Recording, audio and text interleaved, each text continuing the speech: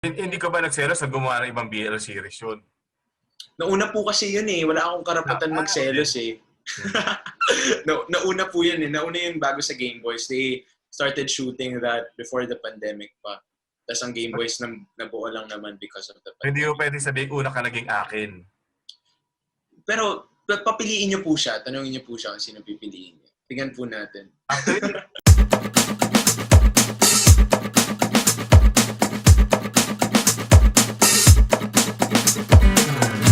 Ana yung guest natin, nanalo siya ng Best Actor Award many times over at tayong beses para lumabas siya sa Kalel 15, no? Pero mas lalo siyang nakilala at naging household name nung lumabas siya dun sa Gameboys, no? Kung saan siya si Cairo. Okay? So, let's welcome Elijah Canlas. Salamat po. Thank you for having me. Yes, it's a pleasure. Okay. First question sa akin, ano? Your mom was a theater actress. Pero meron ka ba ibang kamag-anak sa showbiz? Meron po akong isang tita na she acts also, si G. Canlas, Gazelle Canlas. She's a comedian. She was a part of this film, Melodrama Negra, from Cinema One Originals way back when. And naka-work ko na rin siya before eh. Pero unreleased yung, hindi po na-release eh. We made this series for Globe. Supposedly, it was supposed to be this parang sitcom na medyo meta yung humor about the filmmaking process. Pero hindi siya na-release. Sayang nga po eh. Kasi kaya ako excited ako dito kasi gusto ko siya talaga makilala kasi di ba lahat ng artista may nagpapasok ka ng sarili ng konting yung sa sarili mo, pagkatao mo doon sa role na ginagampanan mo. Ang gusto ko lang malaman, ito kasi ikaw ba sa Kalel kasi ito yung batang kung sakali ngayon sa pandemya, ikaw yung hinuhuli at nakikipaghabulan sa barangay dahil sa curfew. Sa tigas sa ulo, di ba? Yun. Tapos, doon namang as Cairo naman, naging napaka-bait mo na para kang hindi makabasag pinggan. So, more of ano ka ba? Cairo or wag naman sanang Kalel? Alam niyo po, none of them both. Siguro middle po ng both. Kung merong mga mag-meet in the middle yung characters na yun, siguro nandun po ako. Kasi ambivert ako, means medyo private ako, pero namimili din po. Parang kapag meron po ako nakilala na mas mapagkakatiwalaan ko na mas magiging open ako, mas magiging makulit. Madaldal nga po ako sometimes too much. Pero depende po yan kung sino kasama ko or kung sino yung mga katrabaho ko. With that answer, mas kailangan natin pa siyang makilala lalo. Baka more on Noel ng Paanong Pangako. Tsaka ano yung character mo kay sa He Who Is Without Sin? Martin po, si Martin. Baka mas Martin and Noel. alam niyo po, siguro meron po akong isang character na pinakamalapit na sa akin. We made this series for Signal Unconditional, directed by Ivan Payawal and Dwayne Baltazar, also under the Idea First Company, where I play Arthur na meron po siyang survivor guilt, tapos medyo pessimistic yung outlook niya sa buhay. Nagkaroon po ako ng point in my life where I was like that, yung parang sobrang daming angst, sobrang daming pinoproblema sa buhay, parang feeling niya everybody's against him. So siguro siya po yung character na pinaka-closest to me. Pero other than that, wala pa po talaga yung ako talaga eh. And I enjoy that actually, yung mag-portray ng mga characters na malayo sa akin. Pero pwede bang paano na lang, pa-share na lang, can you give us a little, family background? Saan ang galing ang mga Canlas? We're a family of 5. May 3 po akong mga kapatid. Lahat po kami lalaki. Tapos nung bata po kami ng kuya ko, since kami pa lang po yung buhay nun, parang nag-argue yung parents ko kung saan kami ipapasok sa mga extracurricular activities. And yung dad po namin, gusto ipasok kami sa athletics. Tapos yung mom po namin, gustong ipasok kami sa ballet. Tapos, parang nag-meet in the middle na lang sila. Sabi ni dad, anything but ballet. Mag-theater na lang sila. Parang okay, nag-theater kami. So we did theater every Saturdays. Tapos every summer nag-mamilo kami, nag-train kami different kinds of sports like basketball, badminton, na-try ko rin mag-football. Kung ano-ano po yung mga pinatry sa amin, swimming. Pero siguro mas napalapit lang po sa amin yung arts, especially theater. Kasi, ewan ko, there's just something about storytelling na napalapit kami ng kuya ko. Tapos, since nung dumating na po yung bunso namin, si JM, wala siyang choice kung di mag-theater din. Tapos na-in-love lang kaming tatlo sa pagpo-perform, sa pagkukwento. Kaya pinili naming yun yung i-pursue sa buhay. Pero you went to the Philippine High School for the Arts, di ba? Yes po. Sa Makiling, Okay. Mahirap ba pumasok doon? Siguro po, kasi pinalad po ako makapasa doon. Kasi lahat po ng estudyante doon ay scholar. Wala pong hindi nagiging scholar. Tapos you take the talent test for theater. You have to do 2 monologues and then may papa-improvise sa yung scene. Tapos if you pass there, may academic test pa na i-take. Tapos they hold those auditions all around the Philippines, yung ANSIA's Annual Nationwide Search for Young Artists. Tapos they really go to Bohol, they really go to Davao, nag-audition yung mga students. Tapos ako po, nag-audition ako sa last leg sa Makiling itself kasi yung kuya ko po doon na nag-aaral eh. So pinili ko po mag-last leg for more time to prepare. Tapos nag-audition po ako. Nakakatawa yung audition ko pa po. Audition piece ko na English ay Gollum, yung monologue ni Gollum sa Lord of the Rings Two Towers.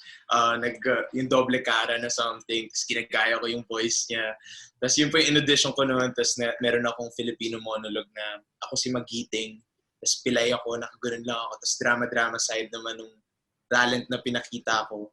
Tapos yung improv monologue, parang magbibigay lang sila ng situation na anong pwedeng gawin. So, gumawa ka ng eksena all by yourself. Tapos magbibigay silang profession. Tapos yung profession na binigay sa akin, coach. Tapos I remember doing improv when I was younger. Tapos ang advice sa akin ng kuya ko is when you do the improv test, go out of the box. Go pinaka-weird na pwede mong maisip. So yung binigay lang sa akin word, coach. Tapos naisip kong gawin coach ng mga labandera. Yun yung naisip kong gawin. So nag-play ako ng 60-year-old, tapos patanda-tanda effect ako. Tapos nagko-coach ako ng paglalaba. Tapos tawang-tawa sa akin yung nagpa-audition. So I guess pumasa.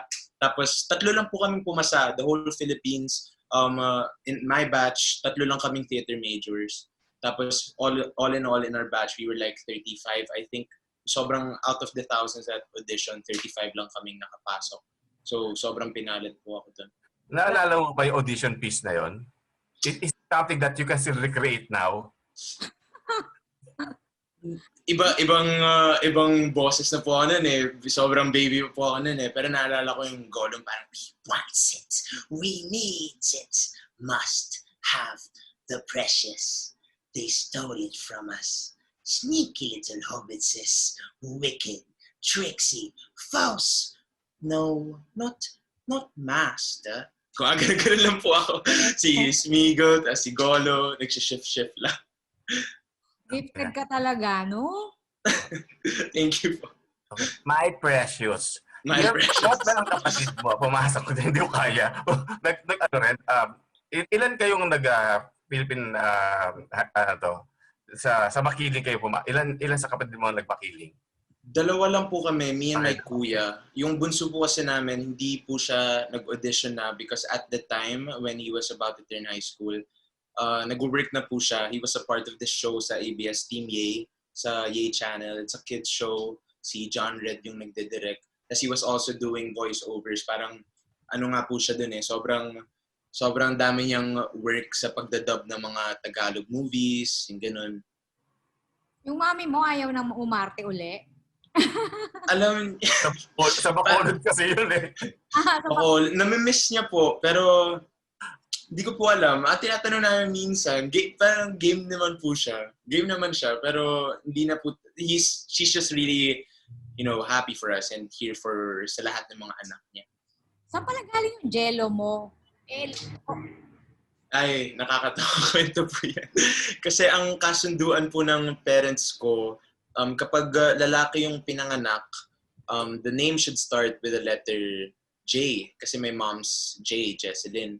Then kapag babae, should start with an R. Kasi may dad's Rommel. Tapos sa ultrasound po, babae ako, supposedly. Babae ako. And my name was Rhian Andrea. And then, nung lumabas ako, biglang lalaki siya. Tapos, pink lahat ng gamit ko, ganyan. Tapos, at the time, pinangalan nila akong Elijah because I think Elijah would. Tapos, from the Bible then because they wanted all their kids to be named after people from the Bible. So, Elijah po yung pinangalan sa akin. Tapos, eventually, naalala nila na, teka, dapat J yung name niya. Nakalimutan natin gawing J. Kasi yung mga kapatid ko po, Jerome and Jamail. So, both J. Ako E. Tapos yung tita ko po, kasi sobrang taba ko po, sobrang laki kong baby. Tapos ang puti-puti ko, tapos namumula po ako. Tapos sabi niya, parang siyang Jelly Ace. So tinawag po nila akong Jelly. Yun. Rhian Andrea, ang cute ng girl name mo, ah. Pangasar pa rin po yun sa ng kuya ko until now, actually. Nakakatawa. And paano lumaki sa isang household na puro lalaki? Oo, actually. Rambulan. Rambulan po. Rambulan, lalo na we were raised to be very competitive. It was a very highly competitive household. Kahit parents namin nakikipag-compete with us academically or anything we do, sports or arts, sobrang competitive po namin, especially within ourselves. So, rambulan po talaga siya. Rambulan. So, that means very studious kang estudyante kasi competitive kayo eh. Opo, lalo na dati. Ngayon po hindi na masyado because of work and all of that. Pero before we had to make it a point na ma-perfect talaga yung mga exams, maging top 1. Yung ganun po talaga yung mga goals namin academic. Philippines. Dun din po, sobrang competitive. Lalo na po dun mas umangat yung pagiging competitive namin, lalo na ng kuya ko. Kasi kapag bumaba yung grade mo below 91, maki-kick out po kayo eh. So you had to be the best. You had to be the best version of yourself. And kailangan mo rin i-compare sarili mo to other students. Tapos especially during a performance, a play, like you have to bring out the best in you. Well, at least busog ka sa kaya puti at saka sa buko pa eh. Ang Spanyol. Paano ka talaga, how did you find your way sa show business? Nung 2014 po kasi, yung mga O'Hara, sina Tito Jerry O'Hara, Tita Piwi O'Hara, they were gonna make a Cinemalaya film called Ito ba Dalong Kanin. yung mga batang lumaban sa hapon? Opo, ito po yun. Tapos umakyat po sila sa bundok, sa Makiling. I was grade 7. I was 13. Tapos pina-audition nila lahat ng students kasi I guess may theater background din po sila. So they're familiar with the school and that kids study theater there and acting. So nagpa-audition po sila doon. Sila mismo umakyat sa school namin. Tapos pinalad po ako ng callback sa CCP. Tapos yun, nakast po ako as one of the 4 leads. So doon po talaga nagsimula lahat. Pero kung hindi nangyari yon, would you be the kind to audition on your own or sasali sa mga talent search just to make it to showbiz? Alam niyo po, hindi rin po masyado. Siguro kasi mahihain ako. And also, at the time, wala po talaga. I didn't know anyone. My parents didn't know anyone. Ako, wala akong kilala. So, sobrang for their film. Wala kami ngayong Elijah. Tapos mahihain pa po ako. Tapos, before, takot pa ako sa rejection and all of that. Kaya, pero mainly, it's because of wala talaga kami kakilala. Wala akong alam na may ganun pala, auditions. In other words, okay, Philippine High School for the Arts ka. Pero saan mo sana gagamitin yung training mo dun? Sobrang obsessed po kasi ako with films. As I remember being a 12-year-old, I wanted to make films.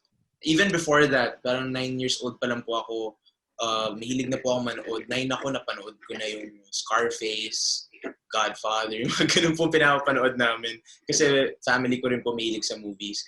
But studying in an art school, mas nakapanood po ako ng mga art films like mga Von Trier or mga Tarkovsky. Mga ganun po yung mga pinapanood ko doon back then. Sobrang obsessed ako with it. And I wanted to be a director so bad. I wanted to be a film director. I wanted to make films Napanood and ka be ba a ng director. Tagalog movies nung araw? Opo, napanood ko Niyang, napanood ko Maynila, sa Nakaka-aliw. Meron nga po akong poster dyan ng Maynila. Sobrang fan ako ni Broca and Bernal. Pero, yun, mga 12, 13 po ako. Kasi sa Makiling po, wala kaming signal, wala kaming wifi, wala kaming TV. So, ano po yan para-paraan pa na makahanap ng kopya Parang hingi ka pa sa teacher mo, may kopya po ba kayo ng Himala or ng something? Para lang mapanood namin. So, sino screen idols mo nun na local? Local? Bembol Rocco, si John Lloyd, kasi kuya ko po sobrang addict sa One More Chance. So sobrang namin si John Lloyd. Tapos at the time, lumabas yata yung The Trial. Tapos a role like that, hanggang ngayon pinapangarap ko to play a role like that Tapos, sino pa ba? Eddie Garcia, definitely. Sa Tatlong Taong Walang Diyos. Dami. Pero, parang mga Coco Martin, nung napanood ko po yung Jay, tsaka, yung ginawa nila ni Rhian Martin. Next Attraction po yata yung mga ganong klaseng mga pelikula tsaka mga aktor, yung mga nilook up ko po. Ikaw So, dinala sorry, Anne. Go ahead. Dinala ka sa, hindi dinala. Ang pakay mo talaga dito sa industriya is the art, the craft. Aktor ka talaga. Pero, star ka din. Kasi because of Gameboys, alam mo yun, yung sikat sa mainstream. So, parang binigay sa'yo pareho. No? Sobrang blessed po, I guess.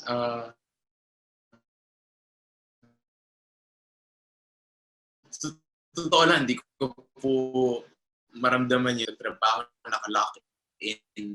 So, wala po talagang, communication with other people outside of work. Pero films that I got to make and Gameboys that I got to make na lahat po ng ginawa ko so ay importante yung mga story na kailangan ikwento talaga at mapanood ng mga tao. So pagka-alam ko, you were rejected initially dun sa role ng Kalel. Yes. Ano nga kwento doon?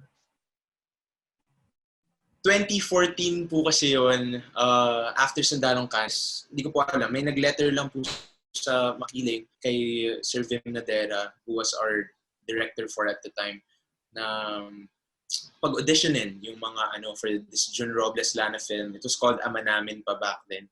So during the weekend, Saturday yata yun, dumiretso ako. I was from Cavite pa, pumunta po ako dito sa QC, nag-audition ako. I actually thought I did well sa audition. Ama Namin, it was a totally different film pa back then. Pero I thought I did well. Pero sabi ni na Direct Jun and Direct Percy, hindi na daw nila ako maalala na nag-audition pala ako noon. Sabi ko, okay. Pero I guess it's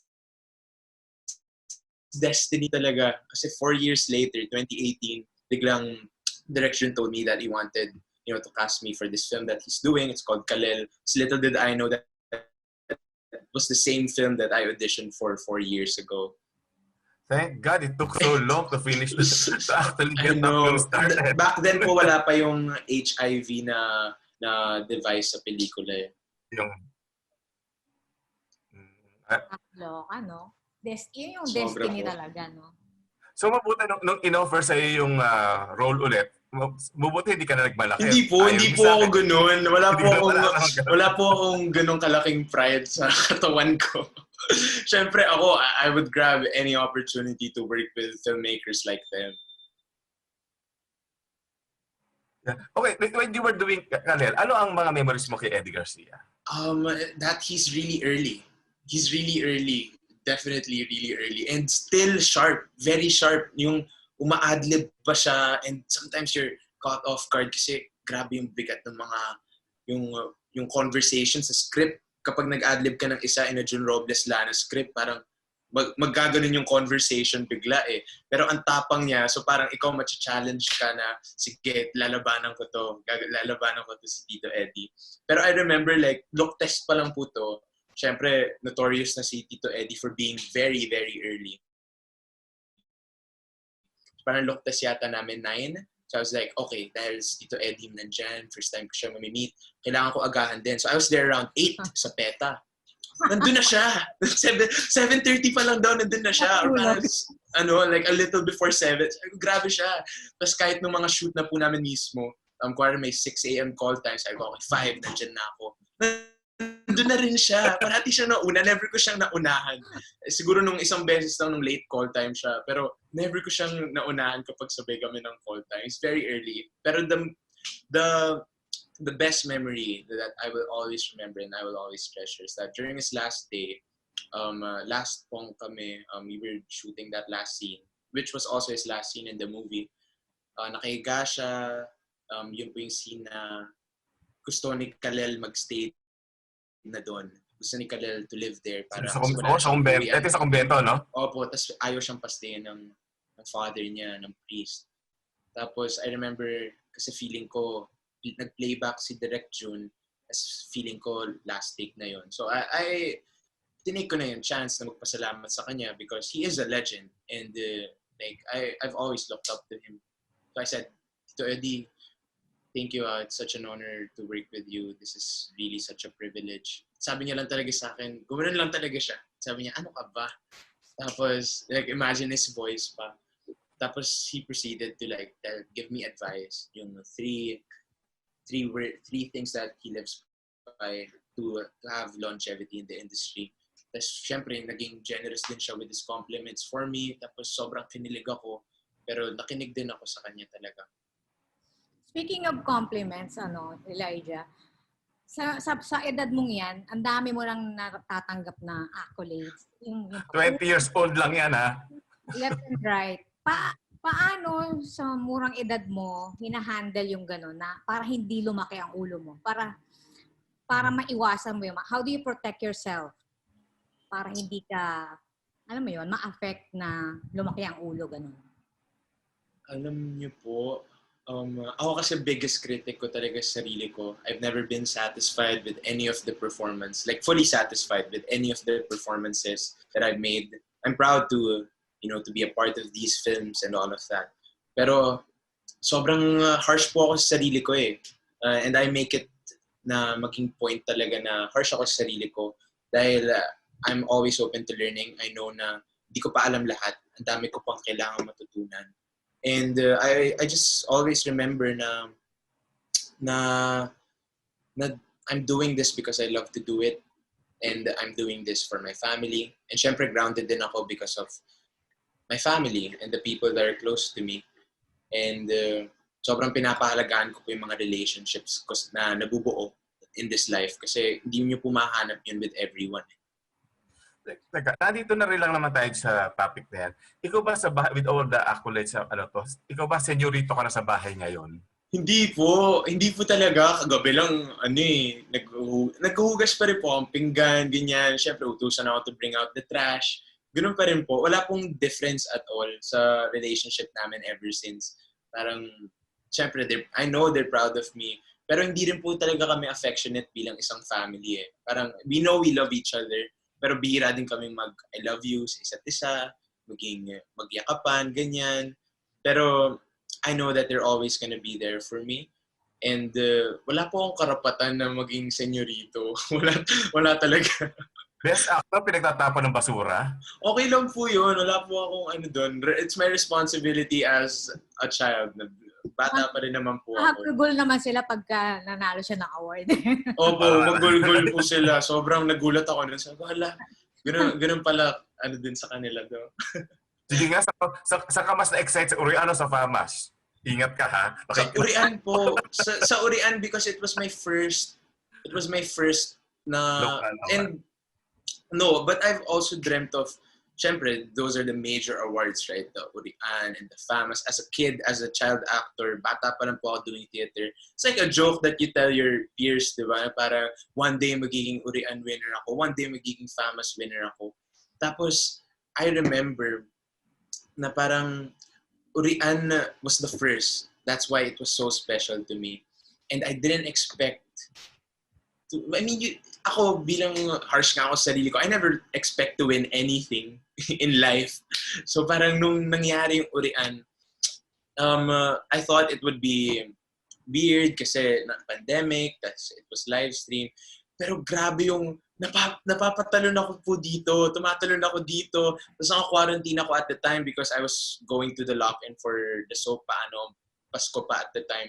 Tapos nasa kabilang room yung parents ko. Tapos rinig ko rin yung mga tili nila. Tapos ang daming tumatawag sa akin. Tapos wala akong time magkaroon ng tears of joy kasi ang daming tumatawag. Tapos yung parents ko, sumisigaw, tinatawagan din ako. Naalala ko lang how joyful it was. Grabe yung feeling. Parang I've worked so hard my whole life then to be better at what I do and to be the best I can be and to be a better person as well. Tapos, ewan ko, parang na-fulfill lang lahat ng paghihirap, lahat ng trabaho, lahat ng pagod. Naging worth it po talaga lahat. Kasi kami naman sa manunuri, very transparent kami. Kaya pwede ko sabihin ikaw ibinoto ko. Pero ito, nakatulong actually itong, dahil nakita ko ang Gameboys, kaya na-compare ko eh. Kaya sabi ko, parang, ang lawak ng range. Kasi iba ang karakter. So anyway, punta naman tayo, pwede punta tayo sa Gameboys muna, Ana? Okay, go. Okay. Ito ba yung, nakalock-in kayo nun? Or were you shooting from your house? Yung mga eksena? Season 1 po. Dito lang po lahat. Ito po yun mismo. Yeah. Ito lang po yun mismo. As in, hindi kayo nagkita ni Kokoy until later? Yes. Hindi po kami nagkita ever. We've met each other because nung Cinemalaya last year, pareho kaming may entry. I had Edward and he had the F-Boys. So nagka-meet kami, tapos we worked on this short by Peterson Vargas na How to Die Young in Manila. So magkakilala kami, pero hindi kami close at all. So sa Zoom lang po lahat namin na-build up yung relationship with the team and with each other. Ngayon, gano'n na kayo ka-close? Wala na pong mas ka-close pa. Sobrang close. Sobrang close po talaga namin pareho. As in, iba eh. Parang hindi ko na rin ma-imagine yung buhay na hindi ko siya kilala, na hindi ko magkaibigan, hindi kami ganito ka-close. Sobrang importante na rin po talaga siya sa akin. Pero nung nag-uumpisa pa lang kayo maging magkakilala, anong impression mo?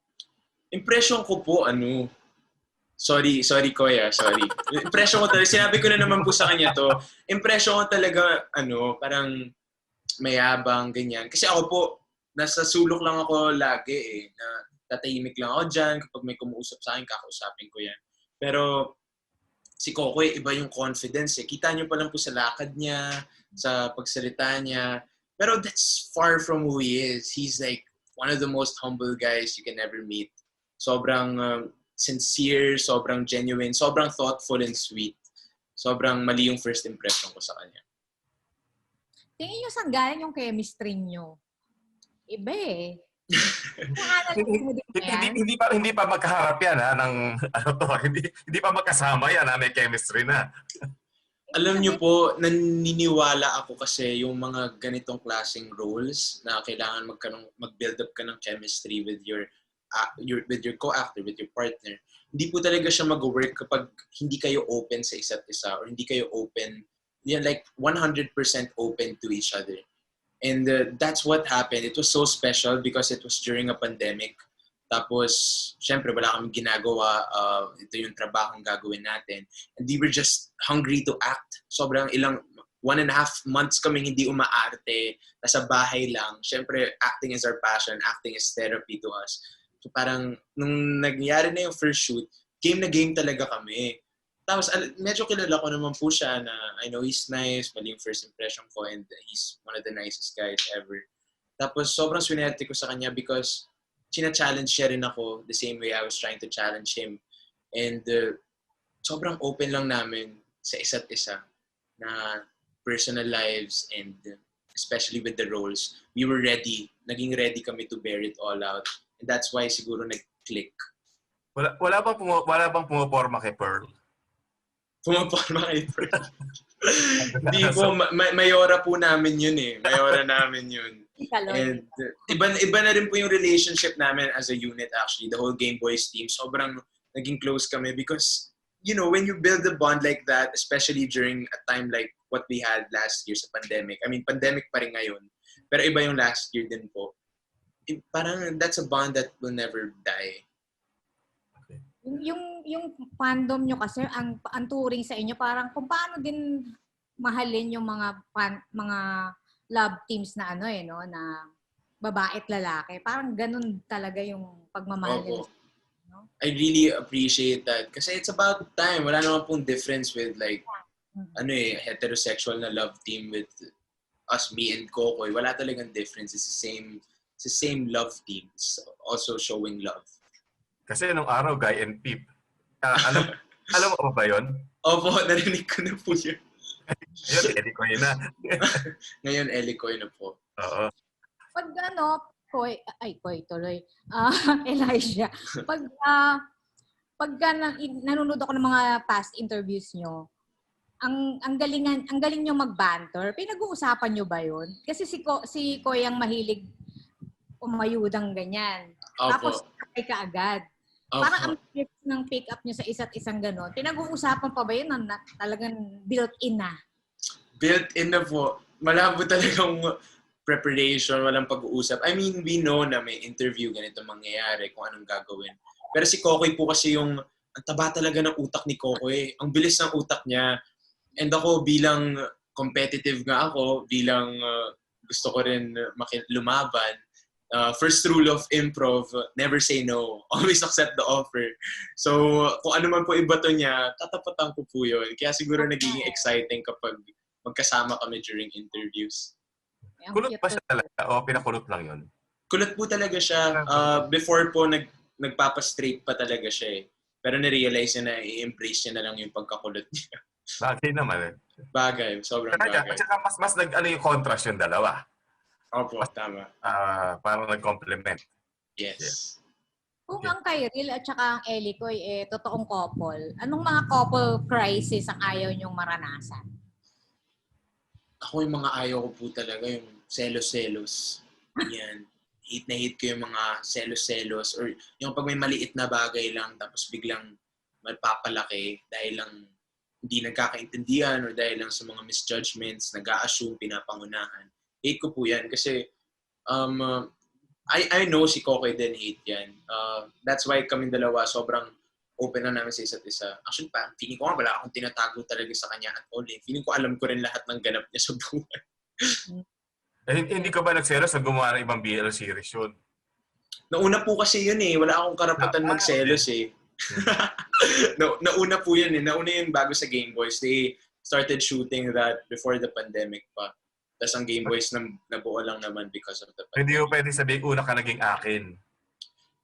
Pero papiliin niyo po siya. Tanungin niyo po siya kung sino pipiliin niya. Tingnan po natin. Actually, we will have the chance to interview the both of them, di ba? Yeah. Pangako direct. Yeah, let us reserve yung mga tougher questions. Pagka yung si Eddie ko ay nakasama natin. Pwede na bang pasokin natin si Direk? May surprise kami sa'yo. Hindi mo inaasahan. Nandito siya. How will I introduce him? Actually, he's worked for GMA TV5. He writes, he directs, pero I'll just call him one of the boy geniuses of television, si Percy Intalan. Yay! Hi, Yes. Percy. Sa intro na yun. Namangha ako, ano yun? may pa-intro. Totoo naman talaga. Hindi kasi, tatanong ko kasi dapat kay Elijah. Kasi okay, he's doing yung Paano ang Pangako, no? But it's a teleserye, pero aminin natin, hindi siya yung teleserye yung kagaya na napapanood natin, yung the usual. Ito, angat ito kasi mas siya, yung subdued. Kumbaga, ito yung dissenting teleserye na hindi nag-uupakan, hindi nagsasampalan, yung mga lalaki hindi puro impacto, na walang silbi. Dito, may saysay ang mga characters eh. So, ang gusto ko malaman mo kay Elijah, open ka ba na tumanggap niyo yung out and out soap opera? You know what I mean? Alam niyo po, open po ako. Open po ako to accept roles like that. Because what I realized, I mean, different nga po yung Paano ang Pangako from all the other soaps out there. Pero iba din pong art yung soap opera eh. Iba din po yung galawan niya. Ibang challenge din siya. So, kung may ibang challenge out there pa na ma-offer po sa akin, I'd be glad to take on it. Direct first, hindi ka ba natatakot kasi pagka yung yan ay ibinato mo sa yung out and out na soap opera, hindi kaya masira ang kanyang acting talent? Sinabi na po nila yan sa akin. Sabi na niya. Sabi po nila ni Direct June. Direct. Hindi. I mean, pinag-usapan nga namin yan before na, kailangan maging maingat lang, lalo na at the early part of his career. Diba? Na mabuo muna yung, alam niya yung difference ng iba't ibang medium, diba? Iba yung language ng film, iba yung language ng TV, at iba rin ang language ng soap opera completely. But I think now, naranasan na niya at nakita na niya. And nadaanan na namin kasi I'm also part of the show. Yung what to do, what not to do, yung rules of a soap opera versus rules of doing a film. So, I think kaya niya yan. In fact, I think na-enjoy na niya. Na-enjoy ko siya, Direk. Na-enjoy ko siya. Ang saya kaya. Ang saya ng soap. Masaya siya. Pero kasi iba yung soap niya, iba eh. Di ba? Iba yung, kumbaga, ito yung pang-uri ang soap. Wow, thank you. Acting, di ba? Yung gano'n. Salamat po. Ganong, pero kasi di ba yung usual soap naman kasi mas physical yung direct. Do you agree with me? Yeah. Although meron, hindi ako magpapakaano kasi a soap is a soap eh. May mga tropes ang soap na hindi mo pwedeng matanggal. So, aminin ko naman, may sampalan din kami. Oo, pero hindi naman ganun ka, ano? Hindi, I think ayoko na lang mag-compare. Pero basta I think ang bottom line is, ang swerte namin sa performers that we have. Kasi, I think kaya siya nagiging cliche minsan, is pag hindi 100% committed yung mga actors mo. Pero ito kasi yung mga performers namin, nabibigyan na rin ng buhay yung mga characters so mukhang 3-dimensional yung lahat. Tapos yung pagkakasulat na bring out nila yung characters na binuo. Oo. Yung Pangako, nagsimula Christmas series, di ba? Na-extend. Yung Gameboys din, nagka-level up. Ngayon may season 2. Parang may dalang, bukod sa magaling, may dalang swerte din tong si Elijah. Yan. Kinilig naman po ako dun. Direct nung binuo nyo yung Paano, ay Christmas series muna tapos itong Paano na. Si Elijah talaga yung iikutan ng story. Binuo nyo yung serye for him. Actually, bumuo kami ng Christmas, ng family drama kasi yun yung nawawala. Tapos hiningan kami ng TV5 at saka ng Signal baka daw makagawa kami ng family drama for Christmas. Kasi lalo na last year, parang the programming committee felt na yun ang kailangan ng audience, makita ang pamilya na going through the pandemic, di ba? At tuloy pa rin ang Pasko. Yun yung battle cry na ipakita na matutuloy pa rin ang Pasko. So, gumawa kami, tapos yung characters, talagang pang multi-character siya. Kaya I think sinasabi ni Butch na it's different kasi nung nagsimula yung soap namin, wala siyang isang core. May core story siya, pero the core story is the family. Hindi siya nagsimula na 2 bata, na nagkahiwalay, na may pangako na magkita ulit, that sort of thing. Diba? Ang nagsimula siya... Natawa talaga ako kasi di ba ganun mga Panoy soap opera? Hindi, totoo naman yun. The Destiny Premise, classic trope yun ng soap eh. Pero hindi nagsimula ng ganun yung soap namin. So, kaya nung binuo, each character really had his or her own story and his or her own, kumbaga, goals. Kaya yung character ni Noel, yung character ni Elijah was really one of the bigger, kumbaga, jigsaw puzzle. Nung na-extend, kinailangan na naming bumuo ng conflict. Kaya pumasok may second family at may pinag-aagawan. And I think what's novel about it, yung bago, is that ang pinag-agawan, lalaki. Ang pinag-agawan yung apo, which is yung role ni Noel, role ni Elijah. So, sinasabi ko na kay Elijah kung gano'ng ka-unusual at ka-special because usually sa soap, babae ang iniikutan eh. Babae ang pinag-aagawan. Diba? Ito, nandun sa lalaking apo. Of course, may conflict yung mga babae, may conflict si Bingloy Saga versus Maricel Laksa, di ba? May conflict si Beauty Gonzalez versus si Karel Marquez. Pero yung core ng kwento, umikot sa pinag-aagawan yung apong lalaki. So, ayun, medyo bago yun. Kaya ngayon, nangyari na umiikot kay Noel yung kwento kasi sa kanya nasa kanya yung tug of war. Siya yung nasa gitna. Hindi, at saka nagugulat kasi ko, it's so real na hindi niya in-ignore yung pandemic kasi naka-incorporate sa kwento. I mean, kasi parang yung iba kasi parang dinedma muna yung di ba? Kaya kasi direct, hindi ba in the future, pag binalikan mo ulit yan, parang hindi ba magmukhang dated pag gano'n?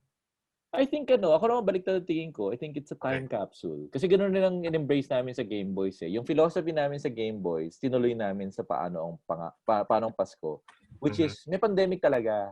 So, yung sa Gameboys, nandun yung reality of losing someone during a pandemic.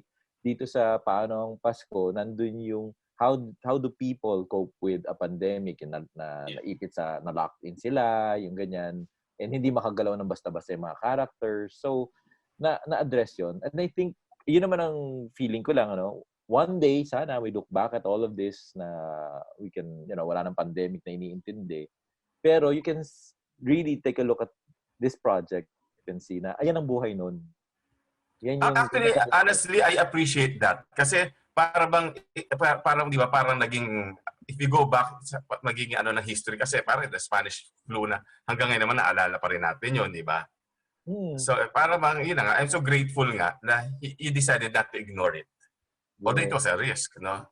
It was a risk. At saka ito lang syempre just Elijah naman, but testament to how good our actors are, yung mga eksena namin na nakamask sila, tumatawid eh. Tumatayo yung mga eksena eh. Mata lang yun Yun ang talagang literal mata-mata acting. Kasi wala ka nakikita mukha, kundi mata. Pero kaya namin gumawa ng eksena, kami dalawa ni Eric Kison, tsaka si Ricky Davao also directed the show. Kaya namin, nandun yung rule na pag lumabas sila ng bahay, syempre magmamask sila. Pero kung kailangan na mag-aaway, mag-aaway sila na nakamask sila. So yun ang laking challenge. Kasi nagka-cut to cut ka ng 2 tao na mata lang ang nakikita mo. Well, I'm not surprised after all ng mga artista mo, lahat nanalo ng urian. Si Ricky Davao, Maricel Laksa, di ba? Yeah. Ayun, speaking of Eric that. Kison, pati director, pati si Jun Lana, lahat nanalo ng urian. Oo, ang ganda talaga ng film resume nito at saka TV resume nitong si Elijah. Kasi ang bibigat na ng mga nakatrabaho mo, no? May mga Jacqueline Jose, may mga Eddie Garcia, parang ano pang hihilingin mo? sino gusto mo pang makasama? Mga dinidream mo? Meron ka ng Ricky Davao, meron ka ng Maricel Laksa. Yung madalas po kasi kapag tinatanong po ako ng ganyan, mga nasasagot ko po mga directors eh. Kasi yung mga directors na gusto ko po makatrabaho. Yan, si Direk Percy, gusto ko po makatrabaho siya outside the soap.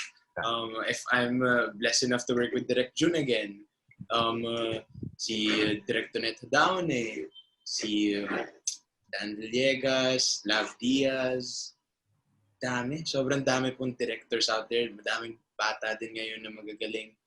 So many people I want to work with. Pero Elijah, saan mo tinatago mga trophy mo? Doon po sa kwarto ng parents ko, actually. Kasya pa, kasya? Opo. Kailangan pagawa ng sariling room. And then, hihiya po kasi ako. That's why dito sa room ko, wala po ang pictures of myself or anything. Ewan ko po, nabibirdoan lang ako kapag merong something about myself in here. Kaya mas nag-aano ako about film posters, mga vinyls ko, ganyan lang po yung laman ng room ko. Actually, sorry, Ana. Nako-conscious na siya, pinag-uusapan natin siya. Nila direct po. Eto, sige, conscious pa natin na lalo. Direct Percy, anong mga plans mo ba for Elijah? Well, sana matapos siya ng pag-aaral. Sige, pag-aaral. Teka, nasa UP, UP... Manila po, yes. Major in... Philippine Arts. Okay. So, ilang years to go? 3 more years pa po. Kasi before the pandemic, kakatapos ko lang po ng first year ko eh. So I'm at my second year right now. Ah, ano? Nasa kanya direct person yun eh. Kung, di ba? Project Hindi, kasi, dire-diretso. hindi alam mo, ay sasagutin ko lang yung tanong. Marami kaming mga plano at yun lang maganda rin sa creative yung company namin. Actually, ang lalim ng baul ng mga stories at saka mga scripts, yung ibang scripts na na hindi pa na-produce. And a lot of them definitely may role for somebody as talented as Elijah. Pero kami rin kasi, yun din siguro nag-start kami mag-manage ng mga artists. Ang goal namin kasi ni June is to help guide them sa industry na para hindi lang mapasok kasi nakita na namin kung gaano kadali ka pwede mapasok at burn out sa industriyang ito. Ang ano namin, ang trust namin kasi is to keep that passion alive both sa performing at saka sa creative artists namin. So we want our artists like si Elijah to always have that, to always be excited sa mga next na gagawin nila na sana bagong challenge, sana lagi nilang challenge sa sarili nila, diba? At ganun yung mga types of projects na hinahanap namin for them. Ganun hinahanap ko for Elijah. It's yung bago na naman, manggugulat na naman siya. Medyo challenging, totoo lang, kasi sabi nyo nga, di ba, ang lalaki na ng mga kasamang artista, ganda na ng mga roles na nabibigay, but ano pa yan, marami pa yan, kasi ang daming pang kwento na pwedeng buuin. At ang maganda lang, and I hope, sila Elijah, sila Kokoy, who still always remember that they're here as artists. So, hindi siya tungkol sa dami ng linya, sa ng dialogue, dami ng screen time, laki ng pangalan sa billing. Problema namin yun bilang managers nila. Pero sana hindi nila gawing problema nila yon bilang artists. Kasi ang importante sa kanila, excited ba sila sa mga kwentong bibigyan nila ng buhay? Direct first, total hawak ka na rin lang namin. Ito, tatanungin ko na. Kasi, well, you have your own pool of talents, no? Pero, halwa, si Maha Salvador is putting up her own management team. Mm-hmm. Is it well advised at this time? Alam mo, ako kasi feeling ko, something like this, a crisis like this, is an opportunity for people to challenge yung norm and to change the rules. I mean, hey, kami, di ba, what helped us as a film company, as a film and TV company was nag-produce kami ng Gameboys for YouTube. At yung shift na yon allowed us to find our voice dito sa pandemic, di ba? So kung may mga artista who decide to set up their own management company and go off on their own or go freelance, ako, give it a try. Walang mawawala. Diba? Kung makikita nila yung, kasi, I mean, I'm sure they were advised naman about the pros and cons. Diba? At alam natin yon bilang matagal na tayo sa industry, ako na yung mga advantages and disadvantages. Ano yung cons? Hindi ako, no secret kasi may advice ako artista before na ganito Sabi ko lang, okay naman kasi mag-self-manage. Ang problem mo lang, when you're self-managed, then ikaw rin ang bad guy. Walang bad cop. Diba? Pag nag-negotiate ka, nini-negotiate mo sarili mo. Na pwede ka magtago behind the manager pag may manager ka. I mean, some people can really pull that off. Some people cannot. Kasi ibang level ng ano yun Ibang level yun I mean, yun, that's just one. Tapos, kumbaga, kung meron kang anything, you're on your own. Diba? Ikaw magde-decide, ikaw magka-crisis management sa sarili mo. Mahirap siya, pero hindi siya imposible. Okay. Pero, Direk, ano ang trend ngayon sa entertainment? Ako, feeling ko, trend ngayon sa entertainment is, to be unpredictable and to be out of the box. Not seriously, kasi the old rules don't apply. I mean, walang mga pangalan, pero di ba, may mga malalaking names na hindi mo mahanapan ngayon ng project na tama. Kasi walang pelikula Di ba? May mga artista na iisipin mo, bakit sila yung pinakamaraming fans ngayon? Di ba? Because of something na dating hindi natin pinapansin na YouTube. Di ba? But suddenly, nakapronta siya. And suddenly, mga malalaking pangalan, hindi basta-basta makapasok sa YouTube. Hindi pala siya ganun kadaling pasukin. Diba? Pinagtatawanan natin ng TikTok, pero ang TikTok nakapag-generate ng buzz enough to make some artists popular. Yes. Diba? I mean, you've got John Arcilla na sikat na artista, diba? Nag-General Luna na, award-winning, pero nakakonect siya sa bagong audience dahil ang galing niya sa TikTok. Gina pa rin, si Lola Gets. Diba? I mean, ganun eh. So I think it's a time talaga for people to reinvent themselves, challenge the norm, and parang yung dating hindi pwede eh. I mean, yun na lang siguro magagawa na, yun na lang ang silver lining itong pandemic na to eh. Na kung meron kang gustong baguhin sa sistema, there's no better time. Elijah, kung given the chance to choose na sana pumasok ka ba, pandemic o non-pandemic, kasi I think it overed well for you na isa ka sa nag-shine in spite of yung crisis that we're facing right now.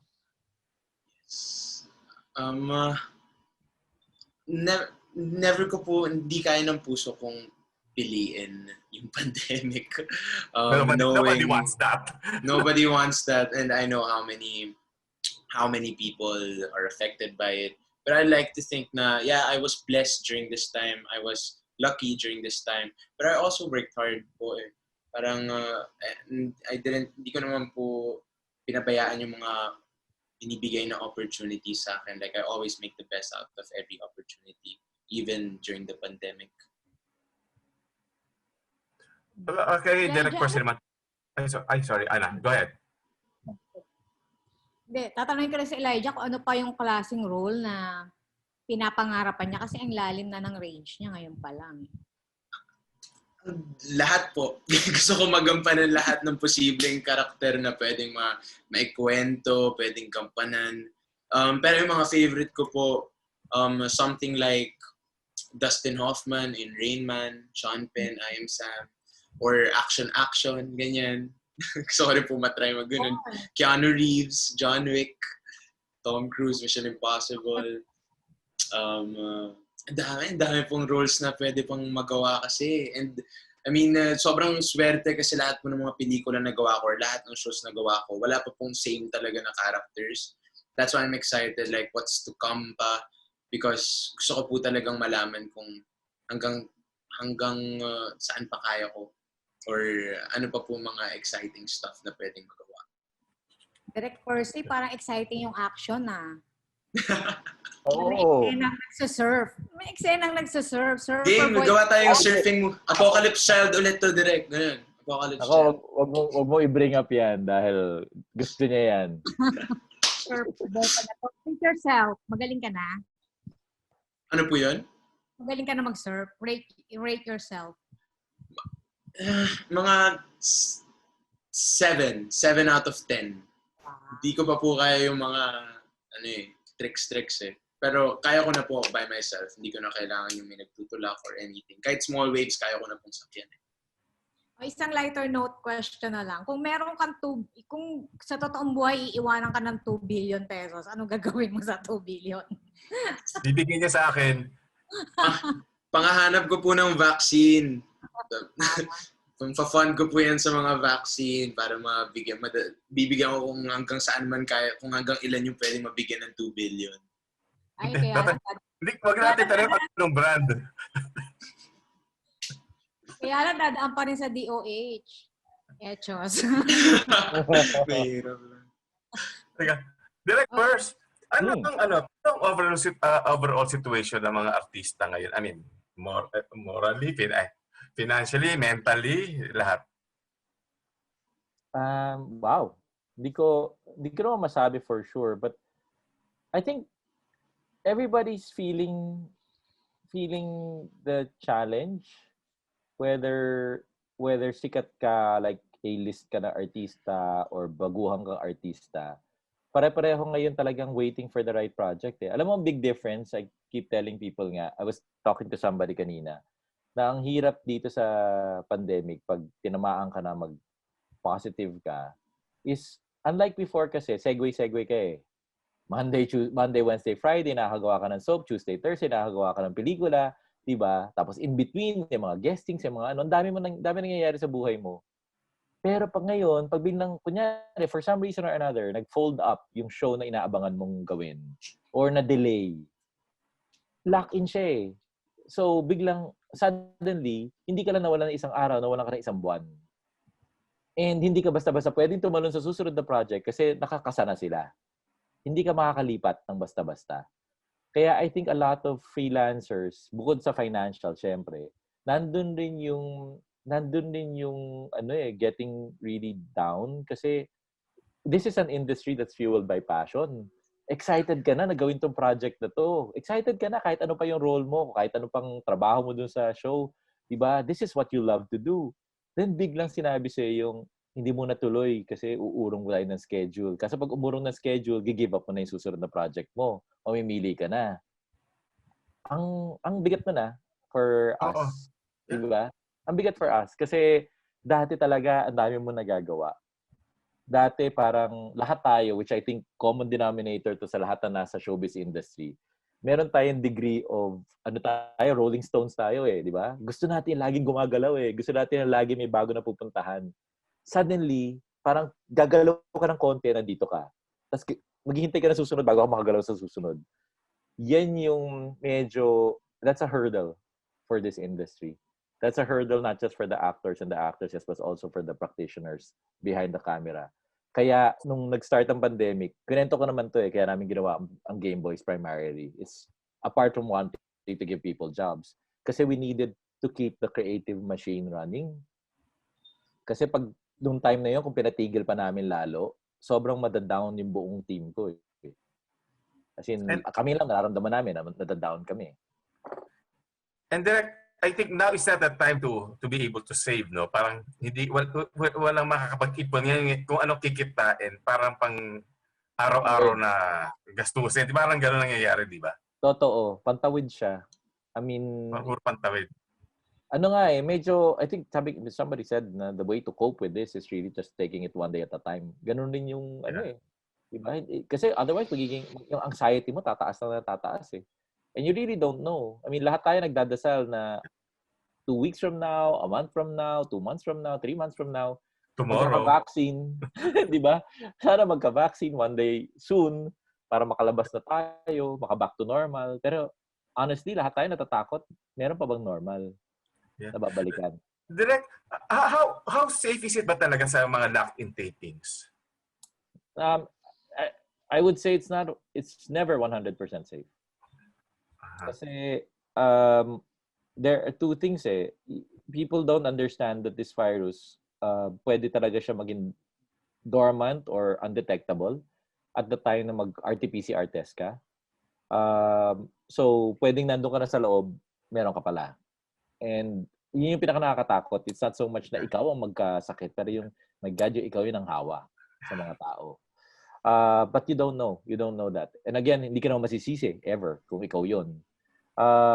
So, I think talagang kailangan talaga doble ingat. And for producers, kaya lagi kami nagmi-meeting, nag-uusap ng mga kapwa ko producers. Kasi talagang nandun na yung lakas ng loob kasi you don't want to stop. You need to keep giving people jobs. But at the same time, pag pumasok ka sa isang production ngayon, handa ka talaga na to put safety as a top priority. So, yung gastos niya, and yung gastos na yan can really reach the millions pag isang scare mo lang that somebody's positive, automatic yon. 500,000, 1 million, ganun kalaki yung impact sa budget mo. But you have to do it. Ikaw muna. So, napag-usapan rin lang naman ng finances. Elijah, pakit na tanong lang. After winning all those Best Actor Awards, nagtaas ka na ba ng rate? Direct nagtaas. Since manager ko rin naman po si Direct Percy. May Urian rate. May Urian rate.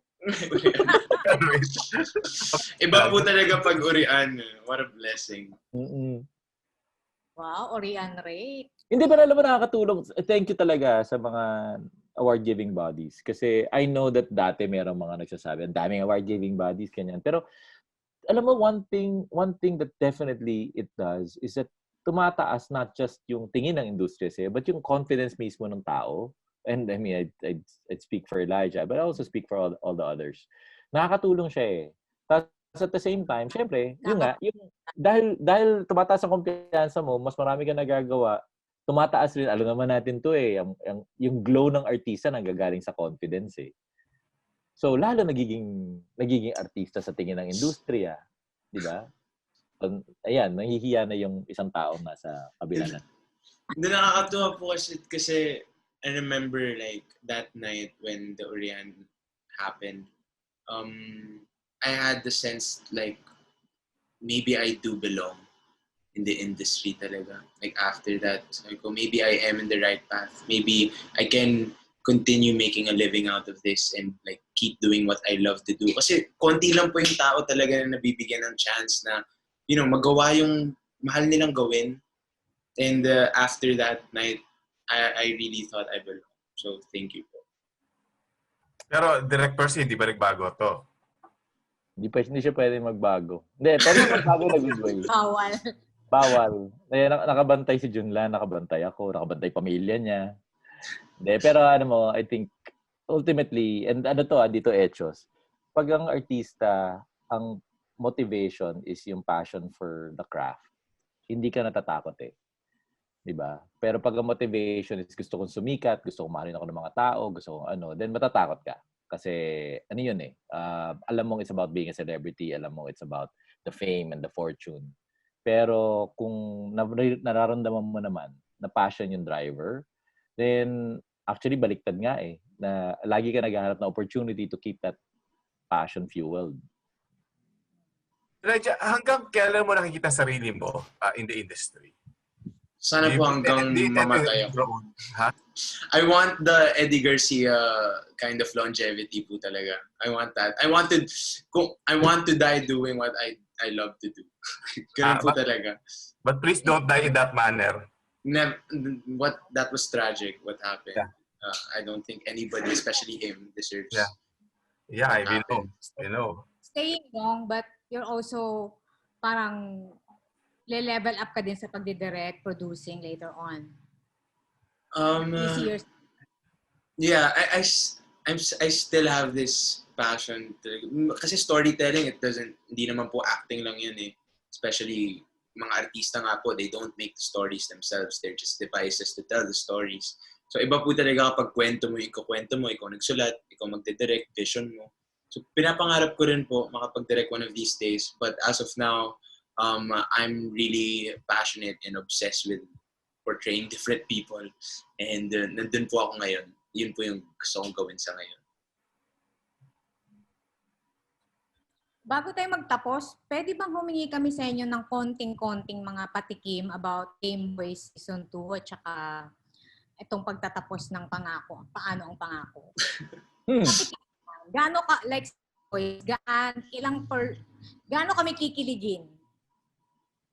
Gaano ka level up ang kilig? Sobrang kilig po. 1 million times kilig ang Gameboys 2. Hindi ko po ine-expect. I mean, kasi meron akong hanggang saan po pwedeng madating. I remember like hanggang episode 10 lang yung Gameboys and extend to episode 13. Then that exceeded my expectations. Parang, may story pa outside of those 10 episodes and it's better. Tapos, ito pong Gameboys Season 2, it's really good. It's really good. Sobrang nakaka-proud po siya while doing it. Kasi po, bilang artista, kapag may sinushoot ka, minsan po talagang may nararamdaman ka na parang what's special eh. Like, itong Gameboys 2 while shooting that, I know na it's gonna be special. Like, way better than Season 1. Pwede ko ba sabihin yun? I mean, maganda yung Season 1, pero iba po talagang level yung Season 2. Pero sasaktan nyo rin kami ng slight. Nasa inyo yun. Yung magpasakit. Ganun eh.